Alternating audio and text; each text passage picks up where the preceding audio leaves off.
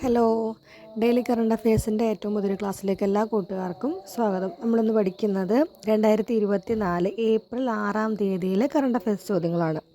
ആദ്യത്തെ ചോദ്യം, 2024 ഫെബ്രുവരി 26-ന് അന്തരിച്ച ഗസൽ ഗായകൻ. 2024 ഫെബ്രുവരി 26-ന് അന്തരിച്ച ഗസൽ ഗായകൻ പങ്കജ് ഉധാസ് ആണ്. 23 വയസ്സുണ്ടായിരുന്നു. പങ്കജ് ഉധാസ് ആയിരുന്നു ഗസൽ ഗായകൻ. അദ്ദേഹം 2024 ഫെബ്രുവരി 26-ന് അന്തരിക്കുകയുണ്ടായി. അടുത്ത ചോദ്യം, സംസ്ഥാനത്തെ ആദ്യ സമ്പൂർണ്ണ ഡിജിറ്റൽ സാക്ഷരതാ നിയോജക മണ്ഡലമായി തിരഞ്ഞെടുക്കപ്പെട്ടത്. അത് കണ്ണൂർ ജില്ലയിലെ തളിപ്പറമ്പാണ്. സംസ്ഥാനത്തെ ആദ്യ സമ്പൂർണ്ണ ഡിജിറ്റൽ സാക്ഷരതാ നിയോജക മണ്ഡലമായി തിരഞ്ഞെടുക്കപ്പെട്ടത് തളിപ്പറമ്പാണ്. തളിപ്പറമ്പ്. അടുത്ത ചോദ്യം, രാജ്യത്തെ ഏറ്റവും നീളം കൂടിയ തുരങ്ക റെയിൽപാത ജമ്മു കാശ്മീരിൽ തുറക്കുകയുണ്ടായിരുന്നു. അതിൻ്റെ പേരെന്താണ്? അതെന്താണ്? T50 ആണ്. T50. രാജ്യത്തെ ഏറ്റവും നീളം കൂടിയ തുരങ്ക റെയിൽപാത ജമ്മു കാശ്മീരിൽ തുറന്നു. അതിൻ്റെ പേരാണ് T50. അടുത്ത ചോദ്യം, 2024 ഏപ്രിലിൽ പുറത്തിറക്കിയ ഫിഫ പുരുഷ ഫുട്ബോൾ റാങ്കിങ്ങിൽ ഇന്ത്യയുടെ സ്ഥാനം എത്രയാണ്? 121 ആണ്. 2024 ഏപ്രിലിൽ പുറത്തിറക്കിയ ഫിഫ പുരുഷ ഫുട്ബോൾ റാങ്കിങ്ങിൽ ഇന്ത്യയുടെ സ്ഥാനം അത് 121 ആണ്. ഒന്നാം സ്ഥാനം ആരായിരിക്കും എന്നറിയാമോ? ഒന്നാം സ്ഥാനം അപ്പോൾ അർജൻറ്റീനയാണ്. ഒന്നാം സ്ഥാനം അർജൻറ്റീന, രണ്ടാം സ്ഥാനം ഫ്രാൻസ്, മൂന്നാം സ്ഥാനം ബെൽജിയം. 2024 ഏപ്രിലിൽ പുറത്തിറക്കിയ ഫിഫ പുരുഷ ഫുട്ബോൾ റാങ്കിങ്ങിൽ ഒന്നാം സ്ഥാനം അർജൻറ്റീന, രണ്ടാം സ്ഥാനം ഫ്രാൻസ്, മൂന്നാം സ്ഥാനം ബെൽജിയം. നമ്മളുടെ ഇന്ത്യയുടെ സ്ഥാനം 121 ആണ്. 121.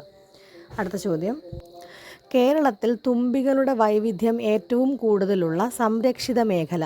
കേരളത്തിൽ തുമ്പികളുടെ വൈവിധ്യം ഏറ്റവും കൂടുതലുള്ള സംരക്ഷിത മേഖല ചോദിക്കുകയാണെങ്കിൽ ശെന്തുരുണി മേഖലയാണ്. ശെന്തുരുണി മേഖല.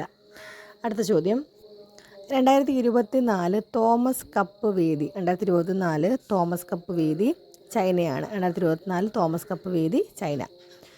അടുത്ത ചോദ്യം, 2024 ഏപ്രിലിൽ ഈജിപ്തിൻ്റെ പ്രസിഡൻ്റായി സത്യപ്രതിജ്ഞ ചെയ്തത് ആരാണ്? 2024 ഏപ്രിലിൽ ഈജിപ്തിൻ്റെ പ്രസിഡൻ്റായി സത്യപ്രതിജ്ഞ ചെയ്തത് അബ്ദുൾ ഫത്തേഹ് അൽ സിസിയാണ്. അബ്ദുൾ ഫത്തേഹ് അൽ സിസിയാണ്.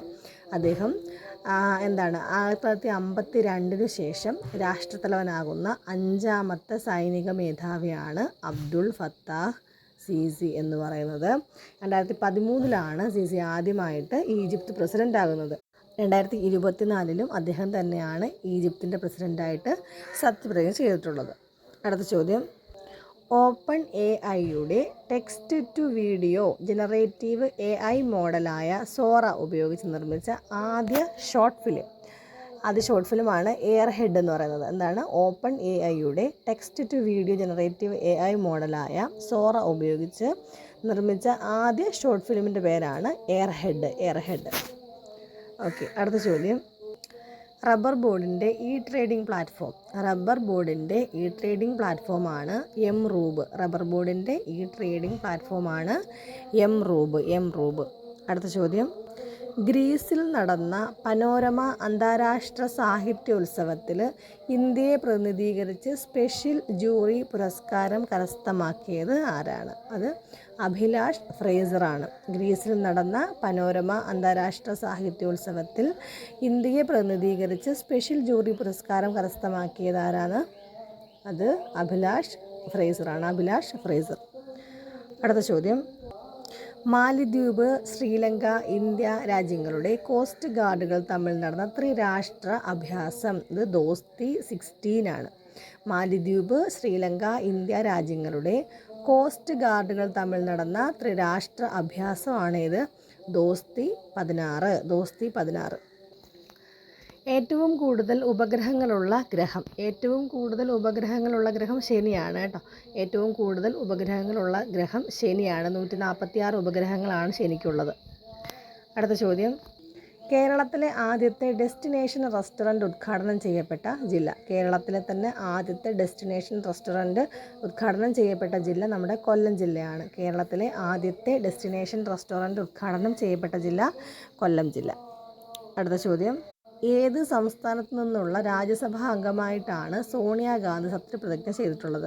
അത് രാജസ്ഥാനാണ്. ഏത് സംസ്ഥാനത്തു നിന്നുള്ള രാജ്യസഭാ അംഗമായിട്ടാണ് സോണിയാഗാന്ധി സത്യപ്രതിജ്ഞ ചെയ്തതെന്ന് ചോദിച്ചു കഴിഞ്ഞാൽ ഉത്തരം രാജസ്ഥാനാണ്, രാജസ്ഥാൻ. അടുത്ത ചോദ്യം, 2024 ഏപ്രിലിൽ രാജ്യസഭയിൽ നിന്ന് വിരമിച്ച കോൺഗ്രസിൻ്റെ മുതിർന്ന നേതാവും ഇന്ത്യയുടെ മുൻ പ്രധാനമന്ത്രിയുമായിരുന്ന വ്യക്തി ആരാണെന്നുള്ളതാണ്. അത് ഡോക്ടർ മൻമോഹൻ സിംഗ് ആണ്. 2024 ഏപ്രിലിൽ രാജ്യസഭയിൽ നിന്ന് വിരമിച്ച കോൺഗ്രസിൻ്റെ മുതിർന്ന നേതാവും ഇന്ത്യയുടെ മുൻ പ്രധാനമന്ത്രിയുമായിരുന്ന വ്യക്തിയാണ് ആര്? Doctor Manmohan Singh. Okay, thank you.